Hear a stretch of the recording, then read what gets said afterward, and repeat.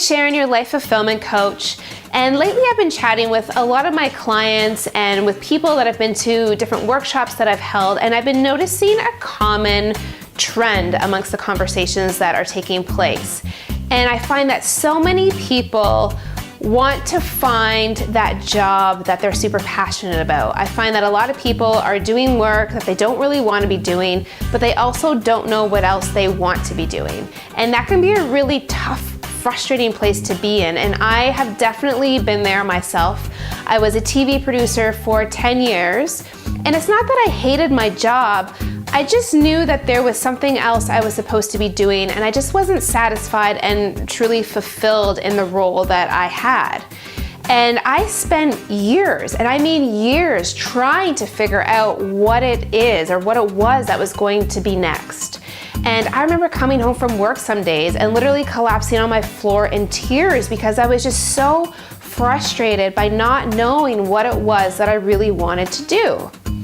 And I'm at this place now where I am living this life, doing something I'm extremely passionate about. And so I want to share with you some of the things that helped me get to that place.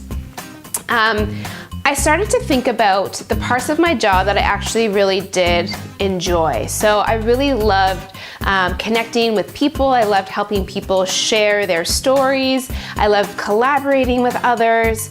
So I knew that I wanted to do something that revolved around helping other people and being able to connect with them on a deeper level. And at first, to be honest with you, I thought, okay, well, maybe a social worker. And so I started to research that avenue, and I was like, I don't know, it doesn't feel quite right. I started looking into nonprofit organizations, feeling like, well, maybe I can make a difference in that sector, but nothing just quite felt right. And so I started to have conversations with people about what I was thinking and my thoughts, and I ended up actually being invited to a seminar by another coach that I had met. And it wasn't until that I went to that seminar and I literally just walked into the room where I had that epiphany moment of, this is what I'm supposed to be doing, and everything just fell into place like this puzzle and made complete sense. So backtracking a little bit, what really helped for me is thinking about the parts of my job that I really loved, talking about it with other people, because I find that even when we have those conversations with others, they can say something that just triggers something for us, and we end up having this aha moment. It's also really important that you have patience with yourself throughout the process, because I found the more that I tried to force an answer, the more frustrated I felt and the further away it actually felt that I was getting to any sort of realization.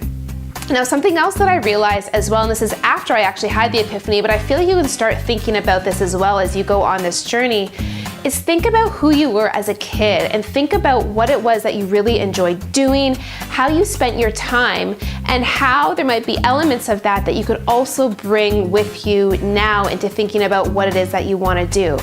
Because when I think back to when I was a kid, I used to spend hours just roaming around in this open field near my house, thinking and contemplating life. I used to come up with life theories, I came up with quotes, I analyzed human dynamics and behavior. Like at 11, 12 years old, like I was already thinking that way, and I look back now and I'm like, duh, like life coach makes perfect sense.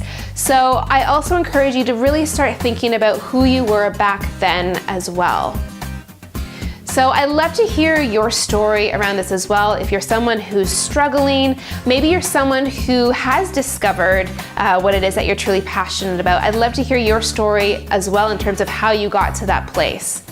And if you love these little life tidbits, I would also love for you to subscribe to this YouTube channel, and I will see you next week.